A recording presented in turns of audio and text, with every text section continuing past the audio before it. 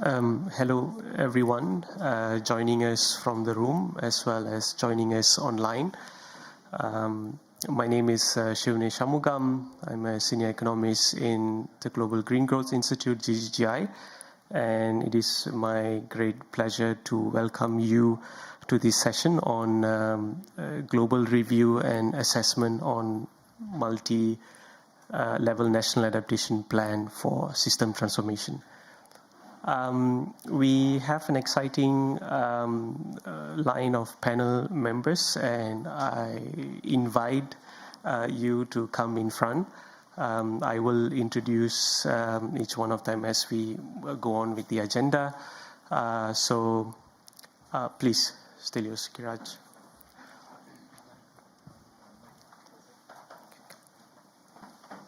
Mr. Lil. Agenda.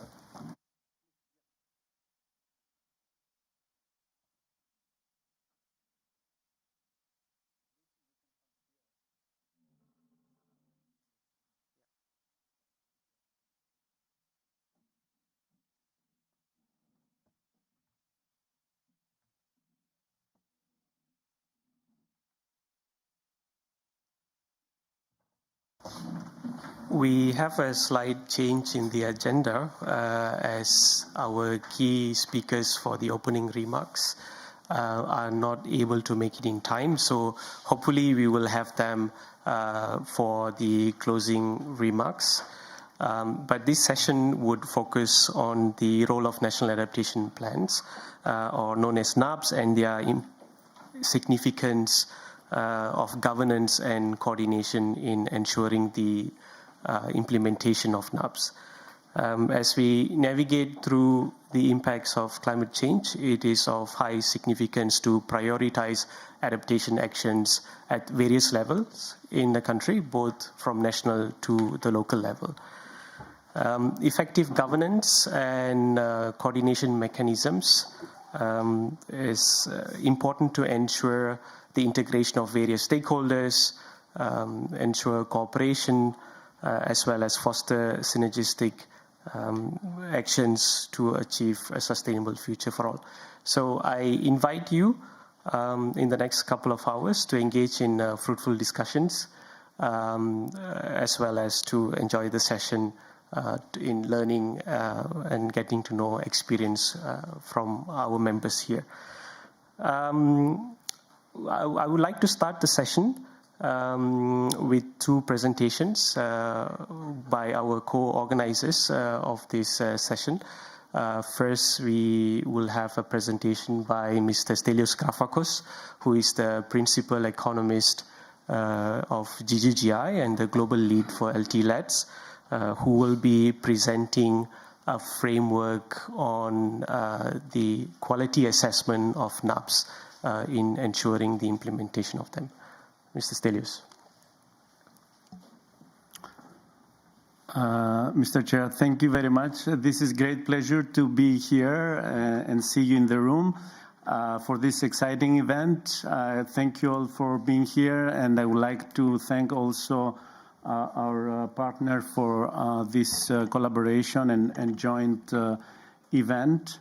I'm going to present you an initiative that we started in GGGI on the National Adaptation Plan Quality Assessment Framework. So for those that they don't know, the Global Green Growth Institute, in short GGGI, aims to support its member and partner countries to achieve strong, inclusive and sustainable economic growth by supporting the countries to develop their strategies, their long-term strategies, national adaptation plans, revise their NDCs, develop green growth strategies up to the end of the value chain, identifying investment plans, and developing projects on the ground. So with that, just to give you a little bit of the background of how we conceived this idea, if we can go to the next, yes. So this is the year of the global stocktake. So I think it's important to understand where we stand with the different climate action processes, climate adaptation planning processes, to see where are the gaps, what do we need to enhance, what we need to improve. GGGI working directly with our member and partner countries, with the ministries that our staff are embedded there. We support different NAPs. We thought this is a great opportunity to take a stock of what has been happened already on NAP development and identify the best practices or what needs to be improved in order to be able to develop guidelines and recommendations for NAP enhancement. In parallel, GGGI is also, while supporting our member and partner countries, aiming for evidence-based policymaking and planning, we have partnered with a network of researchers that they developed a framework for urban climate adaptation plan assessment, assessing the quality. So we thought this could be a great opportunity to build on this framework, modify it and apply it at the NAPS level and evaluate the quality of the NAPS. So the main objectives of this assessment framework that we are developing is to assess all the NAPs that have been already submitted to the UNFCCC, and based on that, not only to present the results, but also draw some conclusions, best practices, and develop guidelines and recommendations, particularly focusing on LDCs to develop good quality, implementable and robust NAPs. And of course, very important, this is the global stocktake year, so we aim and we identify different entry points to feed into the global stocktake process of the UNFCCC. I just mentioned that we are partnering with a number of research institutes here, mainly from Europe, from Japan, from India, and keep on counting, expanding. You see, we have already around 11 partner institutions, mainly universities and research institutes. And we have the pleasure to have two representatives in the room, Professor Nicolas Tolin from the Southern Denmark University, and Professor Raymond Schwarze from UFZ in Germany, Center for Environmental Research. So we have a strong team, and we keep on expanding and partnering with research institutes that are very active in policy, climate policy analysis, climate adaptation planning, so on and so forth. So we, based on literature review and what has been done already so far on national adaptation plans, we identified 7 categories based on 7 principles that should be guiding the NAP development process.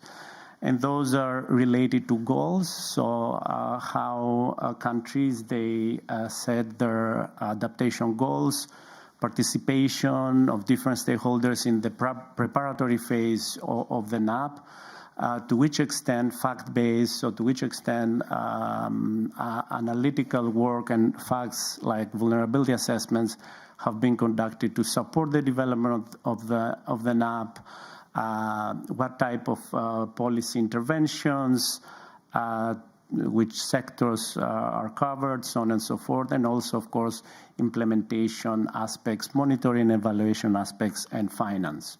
So just to guide you through the methodology, as I mentioned before, and I want to emphasize, we follow a robust, solid, and scientific approach on this review. So based on the work that was done already by the EuroLCP group, a European group of researchers on the urban adaptation plans. So we reviewed the applicability of this framework for NAPs. We conducted a systematic literature review on all guidelines that have been already developed for NAP development. We went through consultations through the group. It is a very iterative process, modifying the framework that was initially developed, developing a protocol on how to review and assess, given that we have a large range of researchers, and make sure that we minimize or eliminate any chances for subjective interpretation when we analyze the NAPs. So then we consolidate all the feedback we got from this iterative process, refining the framework and applying it in 6 NAPs that I will present a few results as a test application, where we have 2 researchers reviewing each plan to see if there are any discrepancies, to make sure that we further improve the protocols and make sure that, again, eliminate these subjective interpretations. And lastly, of course, we synthesize all the results of this first round of the NAP assessments. Here you see that until now, as we speak, 45 countries have submitted their NAPs to the UNFCCC across different regions, and you can see also the 6 countries' NAPs that we have selected for the test application of the framework. I have to say that within the group of researchers, we can cover all languages that have been used in the NAPs, so English, Spanish, and French. So here again, you see the main, let's say, dimensions or categories or principles, as you wish. And in parentheses, you see also the number of indicators or the number of questions that have been defined in order to analyze and review and really dive in the NAP documents. Again, I have to emphasize here that the focus is on the NAP documents and not on the national adaptation planning process of the country that may involve other parallel processes or documents. So just to highlight that this is a very limited exercise, which hopefully we want to expand and go beyond just reviewing the NAPs. So very quickly, few preliminary results based on these dimensions and categories. To highlight here, we have some good practices in the NAPs based on the categories we evaluated, and it's not surprised to see Pacific island states that they're at the forefront on climate adaptation, so they scored very well, or they're assessed very well with regard to the Kiribati NAP, with regard to participation of different stakeholders in the NAP. Also, that was very much evidence-based. Tonga NAP has a very good definition of adaptation goals in the NAP, and the Ethiopian NAP also stood out with regard to the implementation, highlighting timelines, responsibilities of different actors, so on and so forth, and also monitoring and evaluation processes, indicators, again, institutional settings, so on and so forth. So I would like to highlight that. And again, I would like to make clear here that our aim is not to rank or compare countries. The idea is really to identify where are the gaps, therefore the needs to enhance and support countries to develop or improve their NAPs, but also to identify the best practices and good practices that we can share with other countries. Next steps, this is the final slide. As you can see, still we don't have many universities or research institutes from the Global South. This is something that we are working on. We want to expand and make sure we have a balanced composition of partners in that regard. This is very important. And also to make sure we incorporate in the process international organizations or organizations that are working in the NAP development, and they can provide some guidance and feedback to us. So we plan to continue the review of all NAPs that have been submitted, and based on that to develop best practices and guidelines report, a flagship report with all partners involved, and launch that hopefully to the COP28 and feed in the results to the global stocktake. As a next step, after the COP, we aim to develop a web interface, so a kind of dashboard where we see where countries stand with regard to national adaptation plans. And lastly, we want, as I mentioned before, to expand and go beyond just the review and assessment of NAPs, so to look on other policy processes related to adaptation, like disaster risk reduction, national development plans, so to have a more policy coherence point of view, and maybe to expand also the scope to other countries, including developed countries. So please reach out to us if you have any comments or questions or feedback, or if you want to be part of this initiative. Thank you so much. Thank you, Stelios. Definitely looking forward to reading the final report and the framework that provides the best practices for other countries to develop NAPs and the existing NAPs to be improved. I just wanted to welcome to the room Mrs. Madeleine Diofsar, who is the chair to the LDC group, to the UN climate change negotiations. Maybe we can proceed with the next presentation first, and then we can have the opening remark before the panel discussion. So for the next presentation, I would like to invite Mr. Giriraj Amarnath from the International Water Management Institute. Please.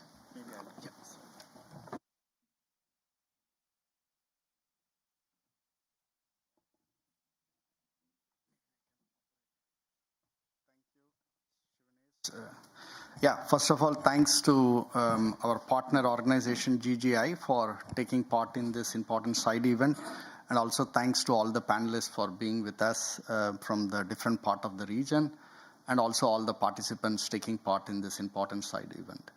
As we put this, it was intentionally done by UNCCC to have the side event merged between GGI and IWMI, of reflecting how the QA NAP assessment and the smart governance systems what we are developing should help countries in terms of the NAP adaptation process and its implementation. So what we are going to speak why governance is very important for multi-level adaptation process, and what adaptation interventions we need to decentralize in terms of the system thinking process going forward. So I come from a CGR research organization. My colleague Aditi Mukherjee is also there looking at the Director for Climate. We as a CGR organization, we collectively have a global initiatives of over 34 CGR initiatives. And fundamentally, we look at the pillars of climate resilience. What you see is only at 1 degree rising temperature, what are the elements we are going to look at in terms of production risk, in terms of the growing degree days, how the overall economic challenges will emerge with rising 1.5 degree, and so on. So as you see, what we cannot done through just with temperature and investment, it calls for a need for transdisciplinary and multi-scale coordination, and multi-sectoral thinking is very important for systemic process and the overall transformative adaptation what we are aiming to do. So these are some points that we need to keep in mind why NAP and other sectoral thinking needs while we are talking about climate change impact. So this particular initiative, in brief, it is called CLIMBER or CLIMBER. It looks at number of working programs. One of the working program is the 3 pillars of governance for resilience, which looks at polycentric governance for climate adaptation. Through that institutional process, we are developing short-term adaptation response through called AWARE, an enabling responsive mechanism. The third set of work stream looks at facilitation planning, which is basically what we call is the climate smart governance dashboard. And while we understand the vertical and horizontal coordination of the institutions, what we will be looking at, how do we empower communities in the form of champions of change. Because if we don't look at the community level, the champion intervention, what we would not look at is only the top-down climate uncertainties like what we are doing today in this forum in the last week is all about negotiating how countries can get the needed most. But we also need to have community voices, communities' resilience mechanism, and their stories, how we can inspire policymakers who are here. So we are putting collectively this mechanism through an initiative called Climate Resilience. That's what I would like to highlight. And we are not going to go through all the components of this governance for resilience, but we will touch upon, very relevant to this side event, is implementing a climate smart governance dashboard. And we did a lot of assessment with 7 countries in Climber. We are working in number of countries, including Zambia, and also with Senegal, in Sri Lanka, likewise in Morocco, Kenya, Philippines, and Guatemala. We are working there. And in all that, how do we assess policymakers and bringing more coordination across the sector, and why this tool is more important to identify adaptation interventions. Often there are a lot of maladaptation practices we hear. How do we reduce that while we are investing in resilience? And also targeted subnational interventions. How do we provide subnational interventions that brings ministerial collaboration, the sectoral collaboration going forward? And one of the challenges we talk about in this forum is about finance. What we also need to equally focus is the local scale financing solution when we identify what are the resilience strategies that the community wants in their location or in that region. And last but not least, we are all in the timeline in the next couple of years to achieve the 2030 SDGs, Paris Climate Change Agreement. The tool also offers how do we monitor those indicators going forward. So the climate smart governance, what we are trying to develop, which should help diverse institutions of partner. What we are trying to come up with a specific country profile. We are helping countries and the development donors in terms of looking what is the climate outlook of today, past, and the future. So there is a excellent climate scenario models have been put in place in the system. It also helps to provide risk analysis, geospatial tool. We are not really complicating the system, but we want to make sure what are the schools are available, where the developments are needed, what are the humanitarian crises are needed, what interventions needed between agriculture sector, water sector, and the energy sector. We need to have a lot of geospatial information as well. And then the tool also helps the countries to bring in the project tracker. The project tracker offers adaptation, mitigation, and cross-cutting projects, which I will be highlighting very soon. And we are thankful to the government of Zambia and Sri Lanka for helping us to put all their projects that are operational and in the past few years of project. And investment planning is an important tool where countries need to prioritize in terms of identifying where there is hazard and exposure, and how investment should happen, not just a political driven process where projects happens with number of other perspective beyond the science-based thinking. And adaptation catalog, which is something very relevant to learn from other countries in terms of the best practices, and how all those integrated systems we are going to explain here in a couple of minutes now. So we are demonstrating here, this is the live tool we have now. We haven't opened it for public, so this is the first day we are highlighting this tool in terms of its capabilities, thanks to many of my colleagues, the partners working in this initiative. So far we have loaded about, these are the projects given by the respective governments.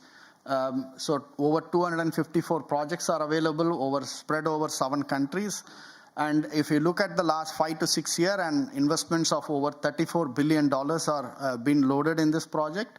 And I must say here, they are really working to empower communities and farmers. Over 1.1 billion beneficiaries are contributed to this project. And importantly, how they achieve the targets of SDG here.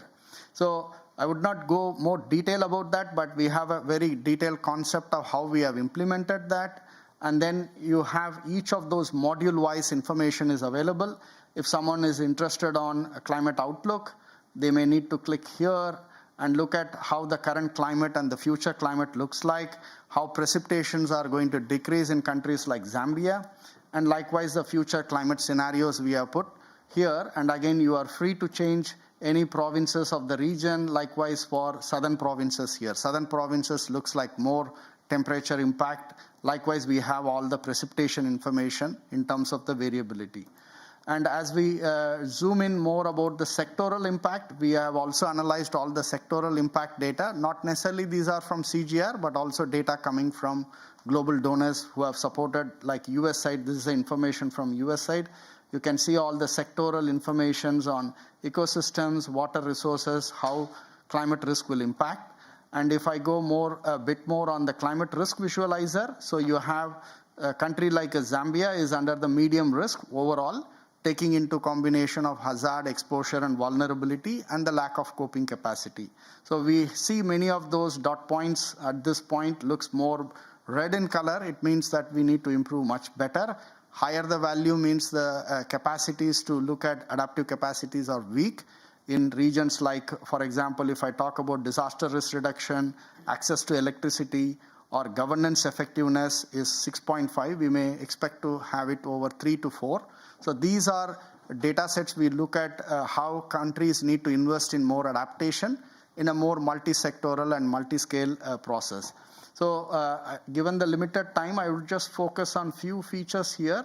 The Geo Intelligence Tool, which is basically bringing all the relevant information for policymakers to understand what are the infrastructure available, whether it is major town, etc. So these kind of data sets are very valuable to look at, and then if I just spend some time in the project tracker, this is a very important tool where we can look at each provincial level, how much projects are happening in which sector, and what drought or hazard impact projects they are trying to work in the regions of interest. So we can look at Western Province. Most of the projects are adaptation, which is a welcoming thing. And in summary, we are roughly seeing about a lot of projects are still in mitigation. Roughly about $2 billion is in mitigation. Adaptations are over 700 million plus, and so on.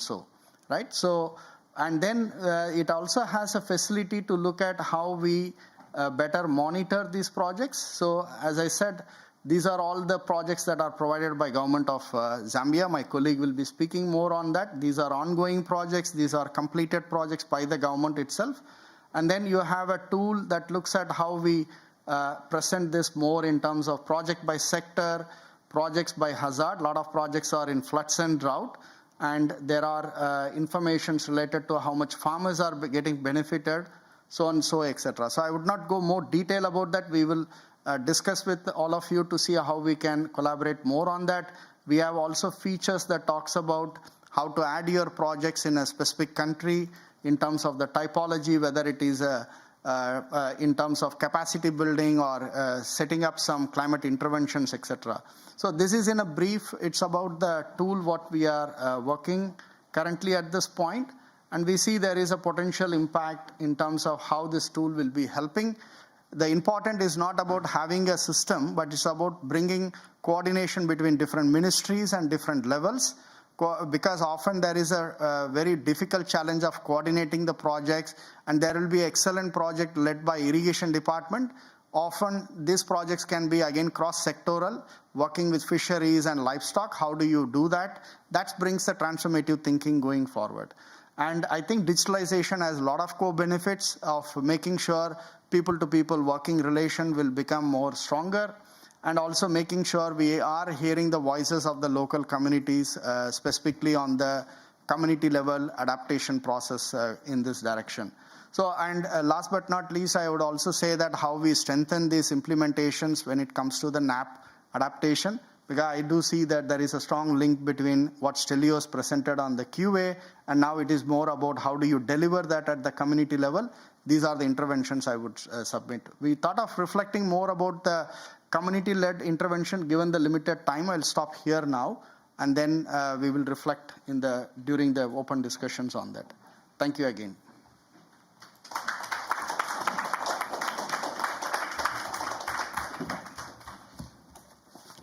Thank you, Giriraj. Very interesting to see, especially the overlay of the vulnerabilities and where the projects are happening.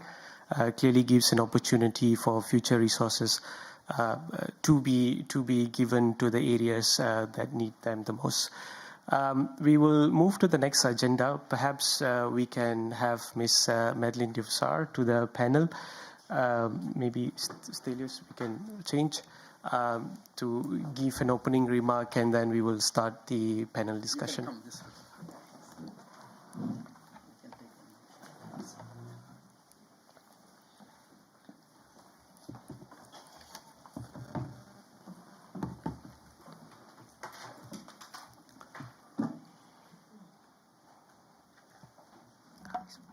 Thank you. Good afternoon, everyone. And I just want to thank GGGI for inviting the LDC's group to this important side events on global review and assessment on multi-level national adaptation planning for system transformation.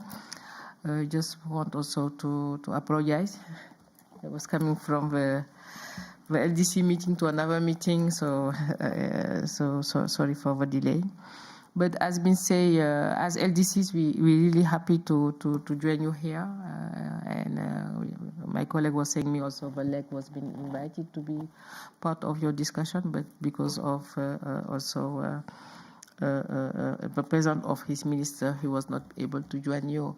I just want to also echo what I heard by the two presenters regarding NAPS and regarding also the level of assessment of NAPS actually, and how important is in the process.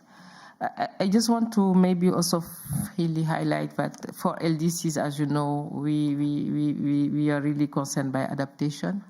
And I just want to also be proud that we LDCs were being able to start the process on discussing adaptation since Marrakesh Accord.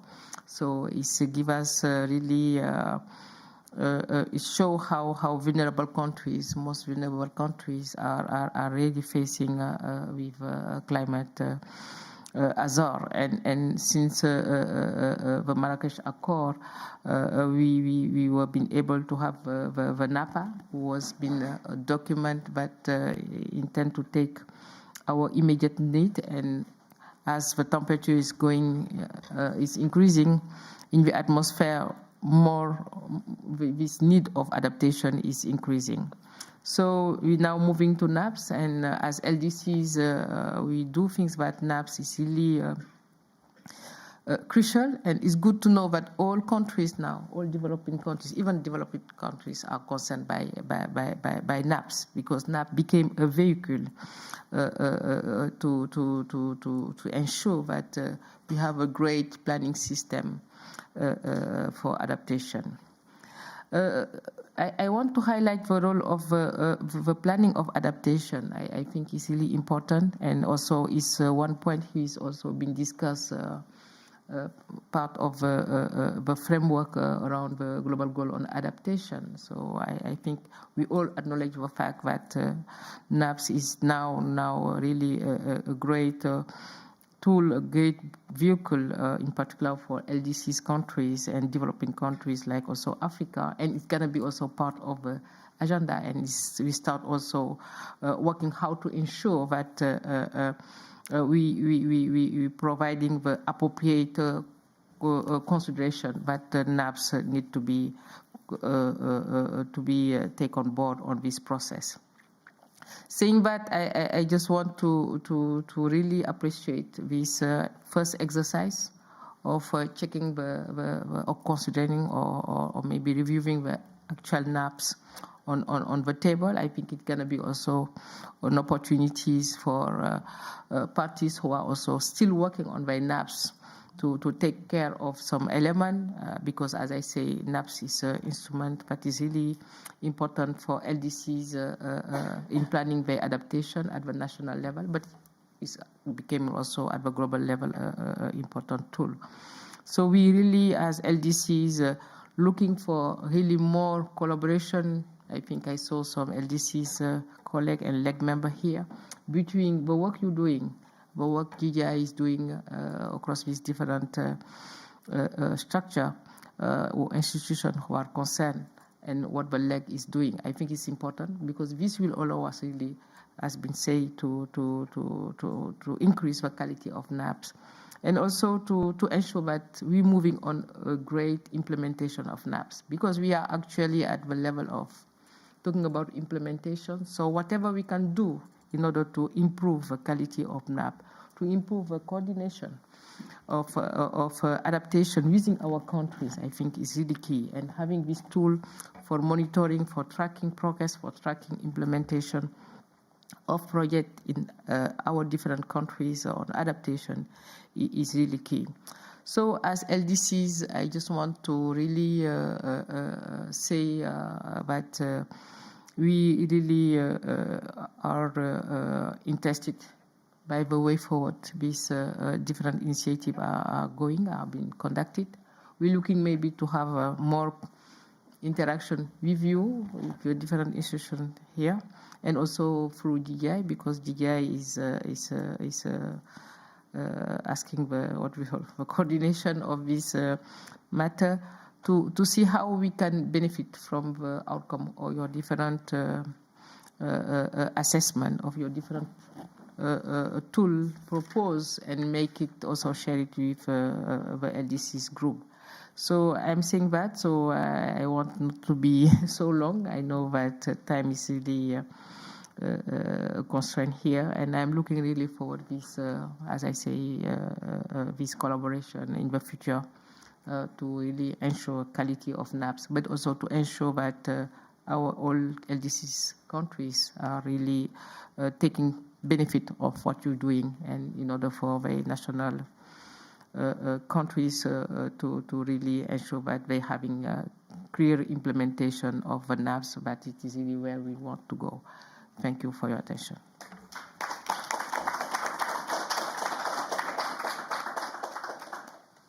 Thank you, Madeleine, for highlighting the needs of NAPs for the LDC countries. But yes, as you mentioned, also developed countries are increasingly looking more into this.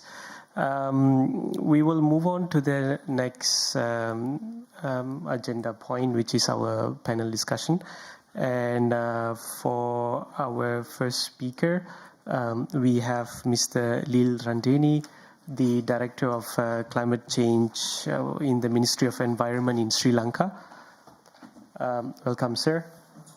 And the question that I would like to ask you is, based on your experience working in the NAP readiness project in Sri Lanka, what are the most important knowledge gaps, and how can they be overcome during the adaptation planning process? Thank you. First, for the organizers, it's a great pleasure that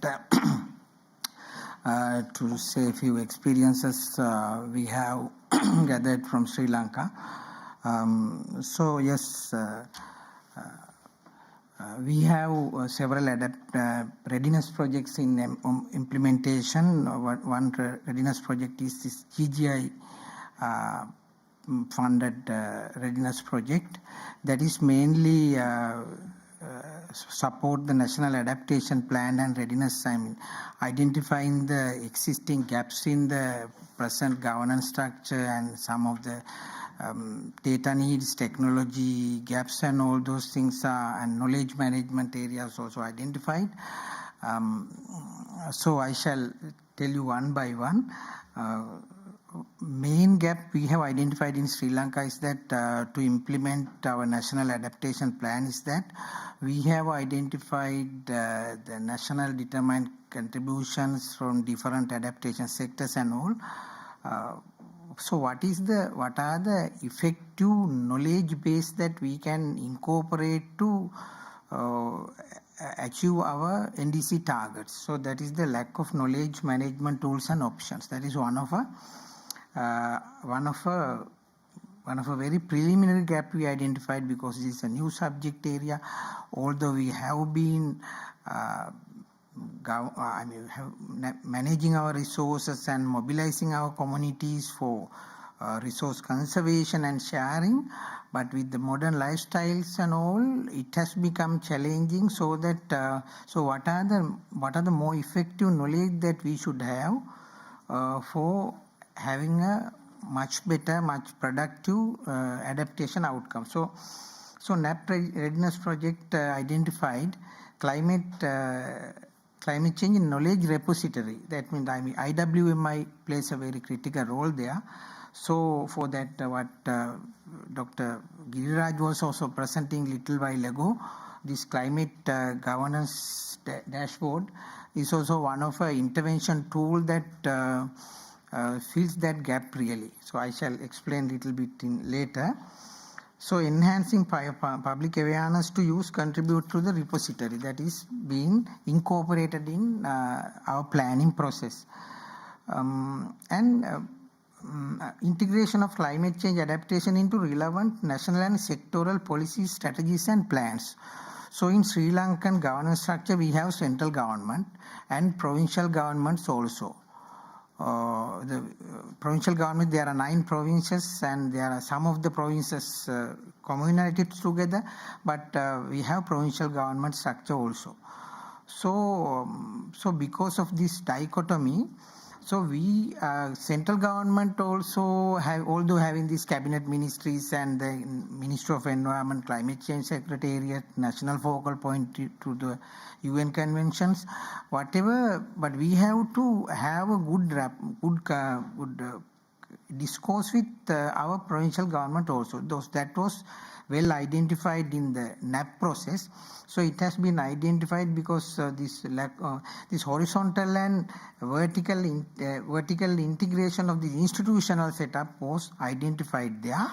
And for 9 different provinces now, we are preparing provincial adaptation plans so that central national adaptation plan concerns are being incorporated into provincial adaptation plans now being we have done the provincial official consultations, and not only officials, there are some community based organizations because they are vital players of this adaptation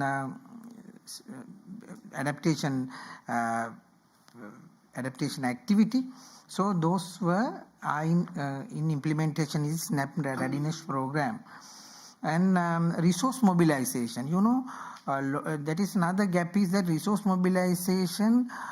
We have funding and central government consolidated funds also. There are projects for development activities, but hardly incorporated climate change concerns, adaptation, mitigation concerns there. But now, because of this present the need for a meaningful climate action, so we have to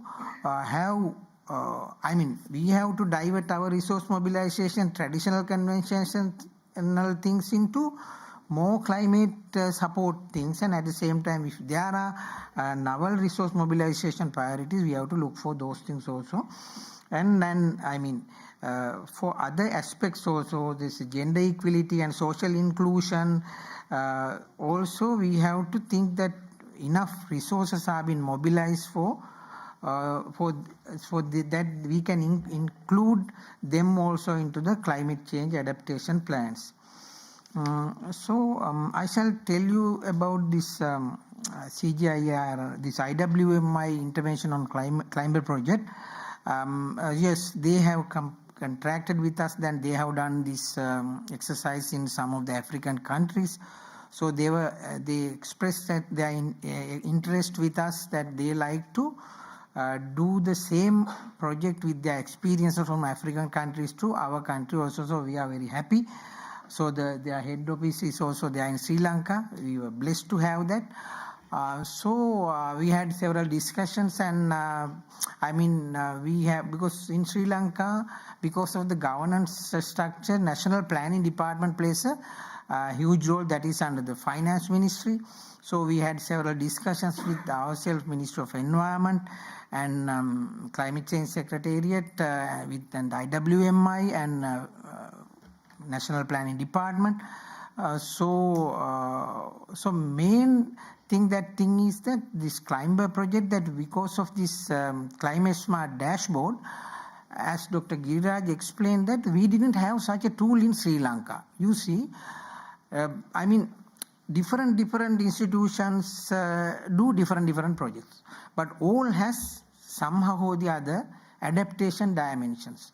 So as we are mapping all those previous projects as you have shown, we have this dashboard gives one nice, at one glance we can see what is the extent of resource mobilization, who are the beneficiaries, are the different sectors, different areas of the country has been addressed, the climate change vulnerabilities and all those things are incorporated into that.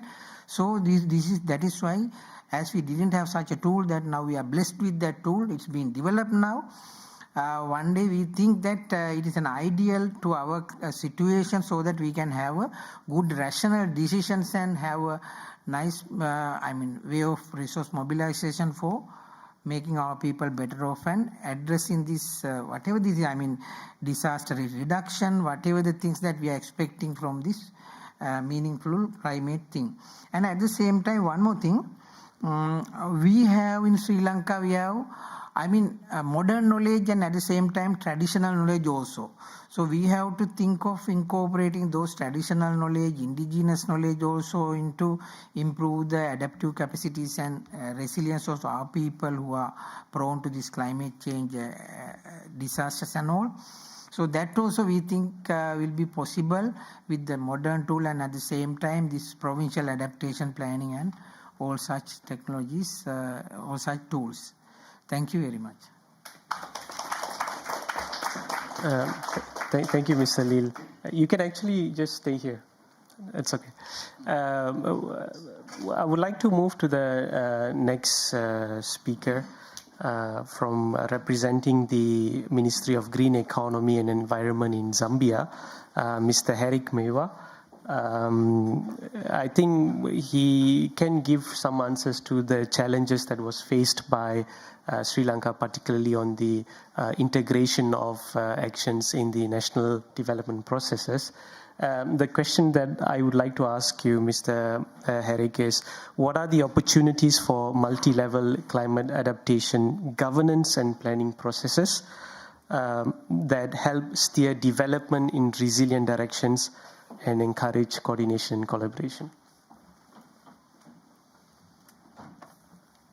Thank you for inviting us. I'm excited to be here, especially when you talked about the dashboard, which we'll come to later on, and to the question now, which is quite mouthful came, so I have to reset to the question now.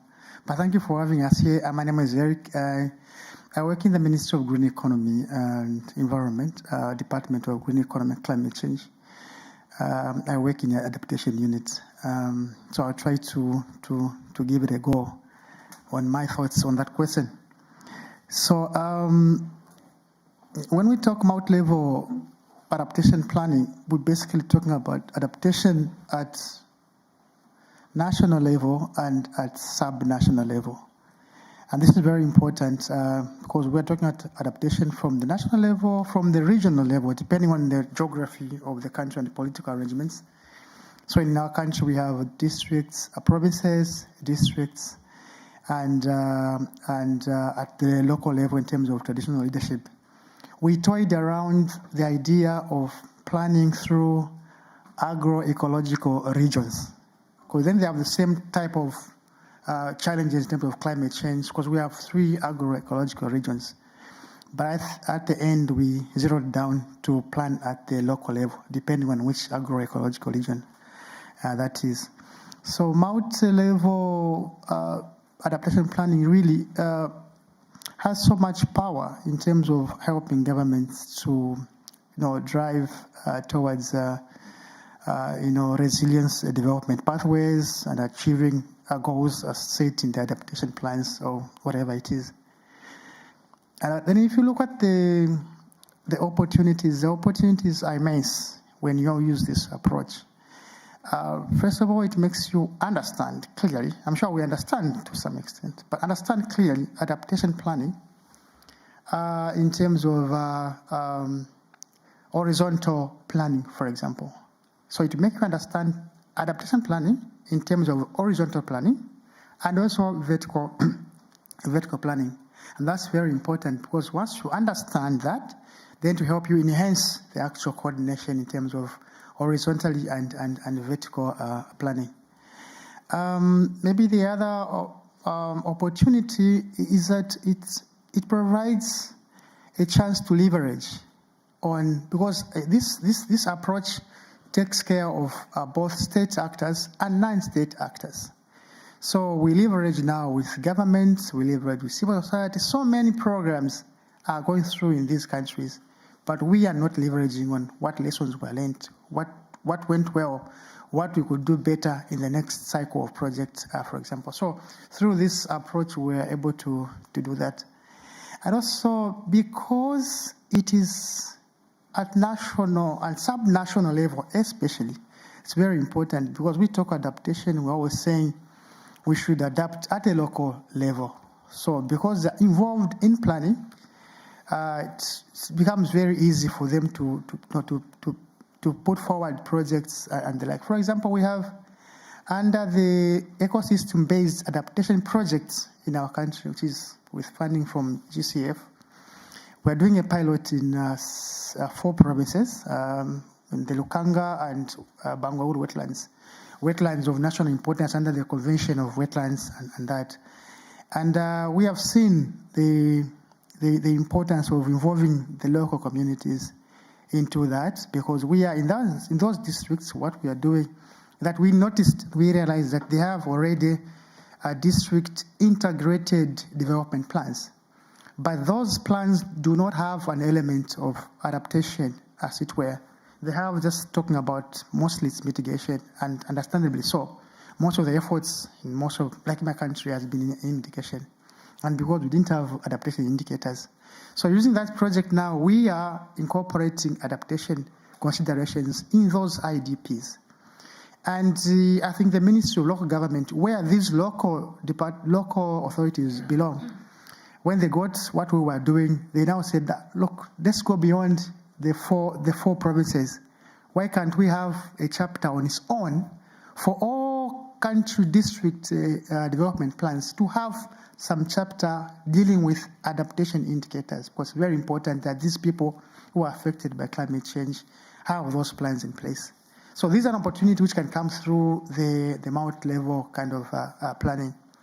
But also the voice of the people who are affected must be heard than the voice from Lusaka, where we are based.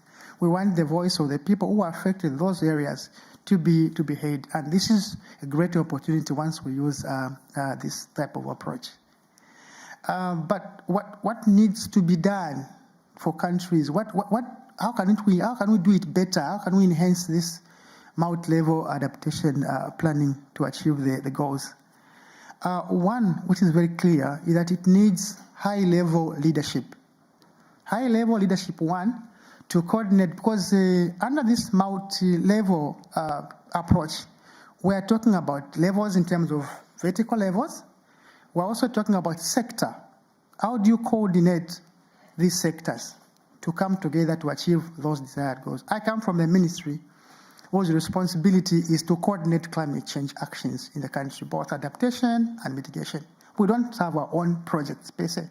We're a small unit, we coordinate, and rightly so, because climate change projects are anchored, others in agriculture, others are in water. So we leave the people who specialize. But to coordinate these sectors, it is not very, very, very easy. We have structures like the National Technical Committee on Climate Change, where ministries belong. We have steering committees, but still more coordinating these people, putting them together has proven a challenge. So we need leadership in terms of political leadership, because some of the decisions will be political. For example, you decentralize some of the decisions to be made at a local level. That's kind of a political statement, but also technical leadership in terms of how we go about having these things. And then you also need that it provides an opportunity for us to combine both the approaches. I'm sure the proponents of bottom-up and others who believe in the other one, we have different views. But with these two, it's very possible that you can actually combine these two approaches.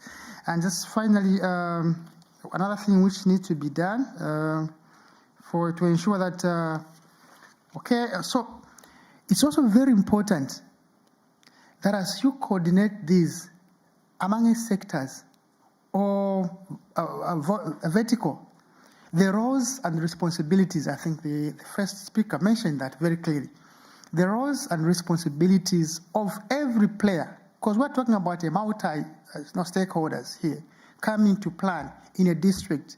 We have had cases where we're planning in a district, and we have Ministry of Water having their own viewpoints. We have Ministry of Forest Affairs doing their own things. We have wildlife. So really, you need to have that you define what will be the roles, the councils clearly defined roles that to some extent will avoid any overlaps and avoid any misunderstandings, and which might lead not to have the desired goals. I think those were my initial thoughts on that one. Thank you. Thank you, Mr. Herrig. And I think one of the points you mentioned is the sectoral level coordination, and that brings me to our next speaker, Ms. Lucy Nguna from the International Livestock Research Institute, and her work focuses on the adaptation to climate change in the livestock sector. So based on your experience in Kenya, I believe, what opportunities does adaptation planning and governance across scales present for adaptation, tracking, and reporting? I kindly ask the next two speakers to limit to 5 minutes so that we have some time for questions at the end. Thank you. Well, it's unfair to come towards the end because we don't have much time. But I'll try in 5 minutes to highlight some of our experience with developing tools for tracking adaptation in the livestock sector. And I think the example from Zambia actually captures much of a lot of what we've experienced. Because in this case, it goes even beyond just monitoring national adaptation plans or projects that we've had a lot of reference to today. As most of you are aware, from next year, we are hoping that we can also include, for example, the adaptation components in the BTRs, where we are showing what progress are we making in adapting to the impacts of climate change. And this will not be limited to just projects or particular communities. We need to have like a national overview of how we are progressing. And so the main challenge has been, how do you unpack adaptation and the concepts around even the global goal on adaptation that focus on reducing vulnerability, enhancing adaptive capacity? How do you make these to be concepts that can be operationalized? And for the last about 4 years, we've been taking up this challenge and seeing how we can develop tools that are feasible for tracking adaptation, focusing on the livestock sector. And this work is not just limited to Kenya. We've been working with our colleagues from Ethiopia and Uganda as well. And two particular elements that I would like to highlight, which bring out the opportunities for creating these multi-level connections, is related to what my colleague from Zambia has highlighted in terms of getting a rich picture of how adaptation is actually progressing. So we are not just stuck at defining the global goal or even just limiting ourselves to the national level. It's also understanding how does the livestock keeper at the farm level, what interventions are they taking up in terms of how they are adapting, and how can we also be able to monitor the outcomes of adaptation at this farm level? So if you're talking about issues of food security, this will be best understood if you're looking at the dynamics within and across households, across production systems. So in engaging with this farm level, subnational level, and even national level, then you can be able to understand what are the interventions that are going on at these different scales and what are the varied outcomes. And the second aspect relates to the differences or the diverse governance systems that we have across the different countries. So we cannot assume that a tool that will be developed for tracking adaptation will be applicable across all countries, because each country has a unique system. The case for Zambia, they've already talked about the challenge of linking with the provinces. So in our tool, we've deliberately looked at how we can be able to incorporate, for example, the monitoring using data that countries are already producing. We have the Bureau of Statistics. We also have the subnational governments that are already producing a lot of data, because when you're talking about tracking at this high level, the issue of data gaps and data quality becomes a major concern. So then if you can already be able to identify opportunities that exist within existing structures, then you can even be able to design context-specific capacity building programs. So I know time has been limited. I couldn't get into the details of how we did this or the specifics of the tool, but I've provided a brief, and I also still have a few copies that I can distribute. And I'm really eager to see how we can share lessons and how this can be applied, for example, in other sectors beyond the livestock sector or even other countries, and looking forward to further engagement. Oh yeah, and this is just a snapshot of the tool. There are a lot of really exciting dashboards that you can access, and I'll be happy to show after the side event. Thank you very much. Thank you, Lucy. Indeed, tracking adaptation is important not only at the national level, but at the local level or the smallest level, and glad to see that there are tools being developed to enable this. Our last speaker would like to invite Mr. Mohammad Andoshe, Director of Climate Change Planning, Implementation and Coordination Directorate in the Environmental Protection Authority of Ethiopia. As someone who has been the main focal point for adaptation in national processes in Ethiopia like NDC, LT-LADS and NAP, based on your experience, how can capacity building and knowledge sharing be effectively promoted to enhance multi-level national adaptation planning for system transformation? Thank you, Shivanu, and thank you, GGGI, for inviting such good practice. So before going to saying something about ETNAP, so our national adaptation plan is already prepared in 2017 and also submitted for UNFCCC 2090. So based on the measure for the NAP, it was already focused on how the sectoral vulnerability is reduced in terms of resilience, the adaptive capacity, and resilience of the community and ecosystem. So based on that, the National Adaptation Plan already identified 8 adaptation options, and also focusing on how those sectors, which is identified as the most vulnerable sectors, focusing on vulnerability reduction, adaptive capacity, particularly how the livelihood diversified in terms of implementing those interventions. So our NAP is highly interrelated or aligned with updated NDC. Updated NDC also focused adaptation and mitigation, particularly as a vulnerable country. We are more of focusing on the adaptation, which was already aligned with NAP. The same is true. Before a month, we already launched the long-term low emission development strategy, focusing on the same is true adaptation in long-term 2015. So every policy strategy and regulation is aligned each other regarding the climate policy in national context. So based on that, in terms of implementing the National Adaptation Plan, there is, readiness for NAP, which is mainly focused on how the national capacity for enhancing those sectors in terms of vulnerabilities and adaptive capacity and also the resilience. So we can have also, there is a guidelines which is focusing on the adaptations, mainstreaming, particularly those sectors should be mainstreaming the adaptation issue in the long term, medium and short term planning systems. The same is true. There is also the National Adaptation Implementation Strategy, resource mobilizations, how to mobilize resource in terms of the adaptation interventions. And also there is also MNDE systems and also considering gender in the NAP implementation.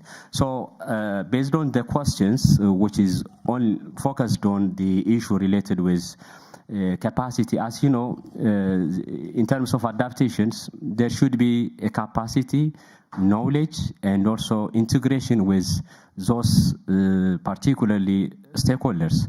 So there should be an integrations and alignment with each other, especially focusing on the capacity building and the knowledge. The approach is how those knowledge is, integrated, particularly for those vulnerable community. Like, for instance, one of the approaches in terms of education, there should be an education which is to be sustained across the sector, especially in our context. There should be aligned with vertical and horizontal integration, particularly focusing on the vulnerable areas or the vulnerable communities around the sub-regions or sub-national areas, so that based on the education through schools, universities, and other educational service providers, which is focusing on how those adaptation should be maintained in terms of capacitating those local community. The other issue is approach on training. This is also how the knowledge is, enhancing or maintained in terms of maybe seminars and webinars, e-learning, particularly focusing on how the training is providing for such issues.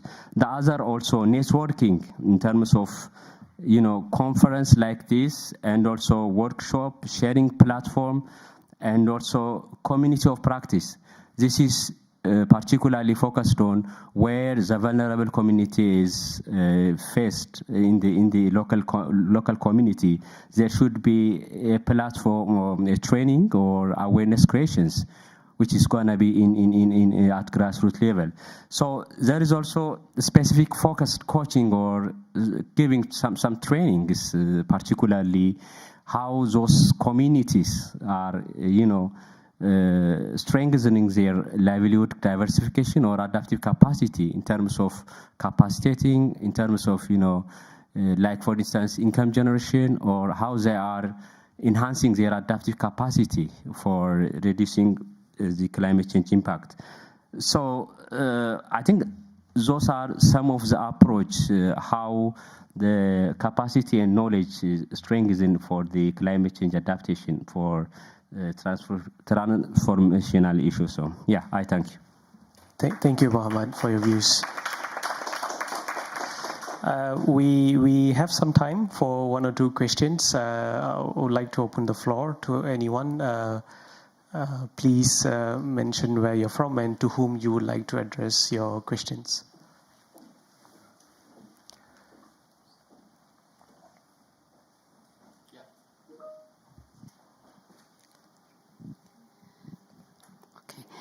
Thank you very much for the informative presentation.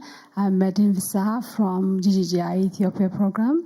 My question goes to Stelios on the NAP assessment.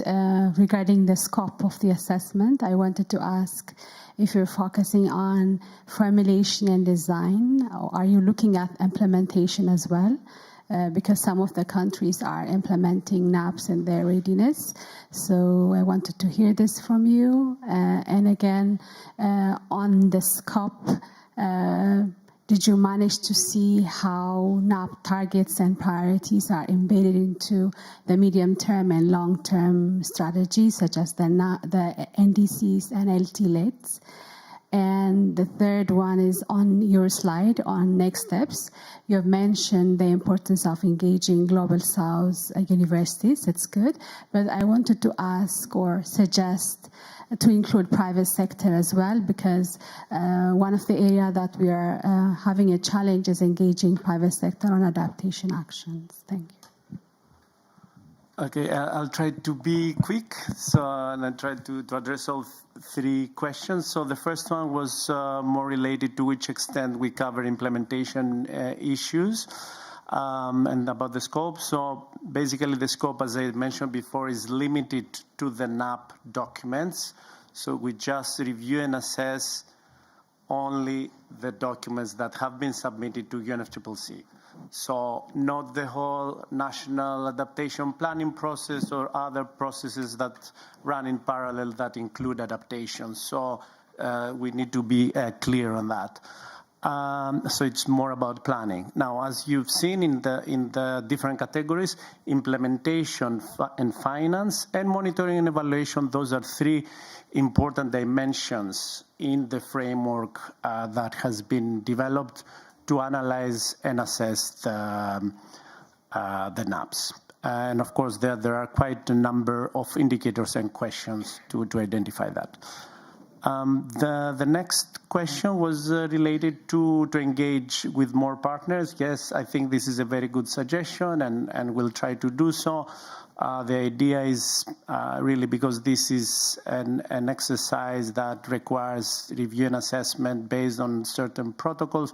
So basically, this type of capacities normally is in research institutes and universities. So that's why we basically partner with those that they really contribute. Of course, as I mentioned before, we have some, and we aim to have other international partners or national partners to provide some guidance in the process. Potentially, other stakeholders could be involved. You mentioned private sector. I think that's also very, very important.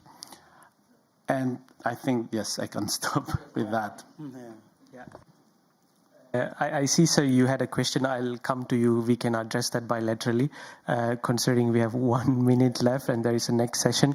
I would like to move to Mrs. Aditi Mukherjee, the Director for Climate Adaptation and Mitigation Impact Area Platform in the CGIAR, to give her closing remarks and also to close the session. Over to you. Yeah, thank you. My name is Dr. Aditi Mukherjee from the CGIAR, and this was a very fascinating and interesting session, and I think the quality and very difficult to summarize all the rich discussions that have taken place, but I'll try my best, and I have 5 points here. The first is I thought that there was a lot of synergy between some of the work in terms of quality assessment of NAPs is just such an important thing to do. And in that, I think one of the issues that comes up is that some of the NAPs are also quite old, in that they are like 2013 and all. And since then, I was thinking that since then, climate science has evolved a lot. There has been much better attribution science. So 2013 was IPCC Assessment 5, and now we have IPCC 6 Assessment Report. So perhaps one of the ways in which these NAPs can be quality assured is also to see if some of those latest science is there. And by that, I not only mean the attribution science, but also science of adaptation. You know, like there's been a lot around transformative adaptation in the new IPCC report. So I was thinking that perhaps that kind of, the Q&A exercise takes into account the new science that is available on hazards, exposure, and vulnerability. And that's where I thought the toolkit that my colleague Giriraj showed, which kind of takes into account some of those new developments and new science, are really a good complementarity for the countries to know where to access that science and how to put it into their new NAP. So I hope that something is that being planned, and the CGIAR along with other communities remain at your service to help with that. I was personally also involved in the IPCC synthesis report, so there is actually a lot of focus on adaptation, on maladaptation, and transformative adaptation. My second thing that I heard was that lots of gaps exist, and I think that's kind of understandable about the gaps. I heard from our colleagues in Sri Lanka and from Zambia and Ethiopia, and all the gaps that you said kind of all merge in the sense they're the similar kind. You talked about lack of the latest climate science repository. Where do you get those information around what the science says? Then gaps around capacity and knowledge, and gaps around how to include gender transformative approaches into these NAPs. I thought those were all very interesting ones, something that perhaps the quality assurance exercise can also reflect upon on those gaps and how they are quite similar. Then we also heard about the need for NAPs to prioritize locally led adaptation. And again, because many of them are from 2013, and locally led adaptation as a concept is a new and emerging one. So I thought that was very, very interesting to see how to harmonize that into the NAPs as they get improved. Hopefully the exercise of the quality assurance is that then that would lead to improved NAP. So that was something quite interesting. So coordination is, of course, not easy, and decentralized, we heard about decentralized decision making, but also taking into account the thematic topics around water, agriculture. Then I think the fourth point was a lot around adaptation indicators. That's a big topic here. The entire global goals on adaptation is all about adaptation indicators. And I think a big stalemate that is happening is because at what level do you measure? How do you measure? So any work that advances on that front, because at the end of the day, if something needs investment, they also has to be measured in some form or the other. To say that while it's really, really difficult to measure adaptation, even the IPCC report is saying that adaptation is quite hard to measure, does not mean that we should give up. So I thought the intervention around the tracking adaptation was really interesting. I think finally, I don't know if any of you said it in front, but what I kind of chose to hear is literally that this is the decade of action. So we have had a lot of planning. The plan should certainly improve. We should certainly do quality assurance and improve the plan, but what would be like, what did it take from the plans to move from plan to action? And I think that's what we all need to be deliberating at this point of how do we move from the plan to better action. So thank you so much for the opportunity. Thank you. I could have not summarized the session any better. Thank you everyone for coming. Thank you. Thank you as well.